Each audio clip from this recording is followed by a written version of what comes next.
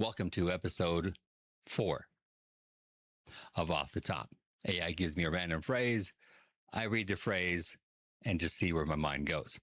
The phrase for episode 4 is: the neighborhood woke up to find every front door painted a different color.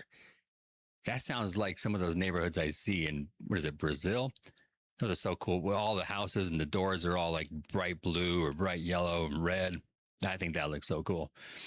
It doesn't work so well in a regular suburban neighborhood. You know, you have that one house that wants to be different and they paint it like bright yellow, and everyone for the rest of their time living there has to be like, oh my God, why? Many HOAs won't let you do that, but every now and then you can just paint your house yellow for some reason. It looks good in the right setting, but it doesn't look great. It doesn't look great in the wrong setting. But that could be like a start of like a weird horror story or some sci-fi movie where everyone wakes up and their door's a different color. Why is everyone's door a different color? Then they find out that the house that had their door painted yellow, everyone died. So every time you wake up, you look and make sure that your door isn't yellow, because you don't die immediately. You die like, let's say, 3 weeks afterwards. And they didn't even put 2 and 2 together until this happened a couple of times. Now everybody is stressed out that they're going to wake up with the yellow door.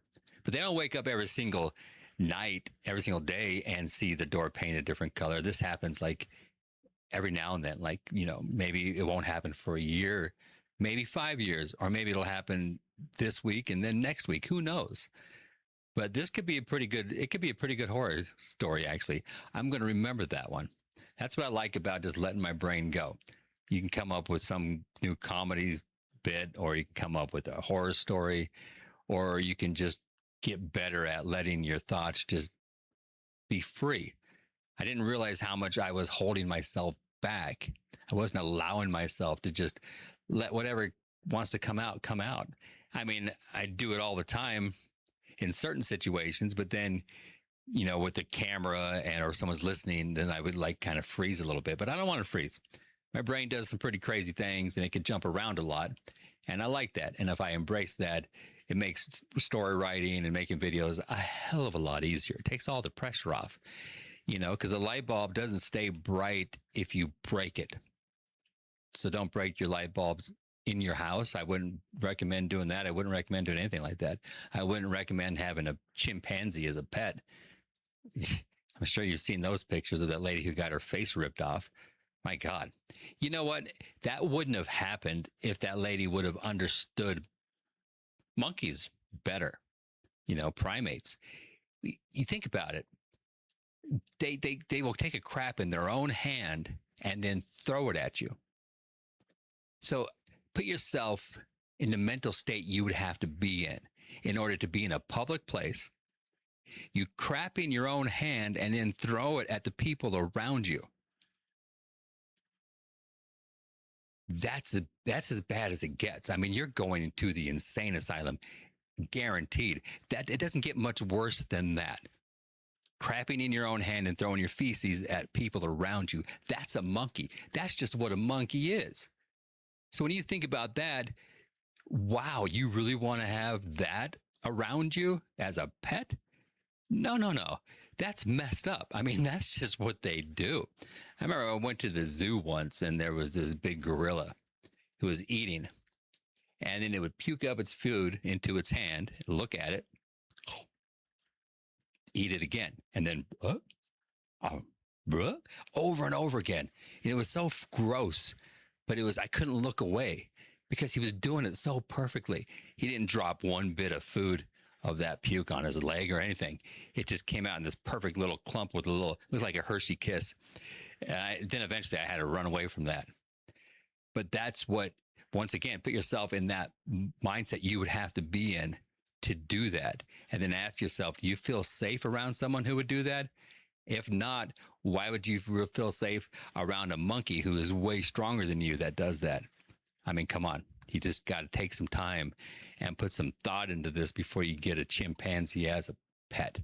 But I would love to go to, if I could plan one trip that I'd be guaranteed to be able to take, I would go wherever the chimpanzees live naturally, and I'd want to be able to watch them in their environment. Just sit there for a couple of days and just watch them. It would be scary, but they seem to leave humans alone for the most part. But some of those videos when people are taking a tour through the jungle and those big apes start getting too close and too aggressive, and you just have to sit there and pray to God it doesn't rip your head off.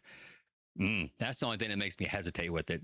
It's like, do you really want to be in a situation when you're in the jungle and you got these massive bugs and snakes and whatever else, and then on top of that, you got this huge group of chimpanzees that could rip your limbs off? Or would you rather go to Disney World? I don't know. Probably not Disney World, but maybe somewhere where I wouldn't have any stress. That sounds better now. I could watch the Netflix documentary Chimp Empire and just pretend I'm there and be safe, right? I don't need to go. I've changed my mind about what I would do if I could only go to one place. I don't know where that would be. I know, Switzerland. My God, whenever I look at pictures from Switzerland, I'm like, that can't be real. That cannot be real. I don't care how cold it is. I don't care how long the winters are. I think it would be great to live there. I may change my mind, but holy shit, it's just so beautiful. I mean, being raised in Colorado and going to the mountains a lot, especially Rocky Mountain National Park, really beautiful scenery. But Switzerland, that's a whole new level. I mean, that's just like insane.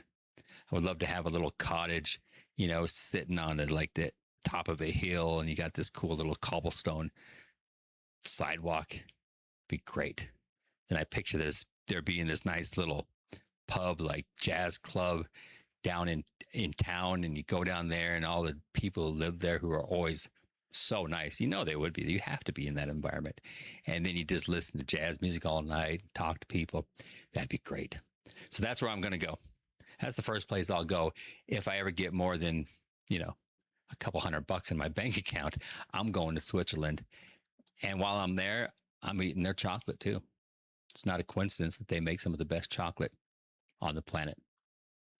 Thank you for watching this episode, and I will see you for episode 5.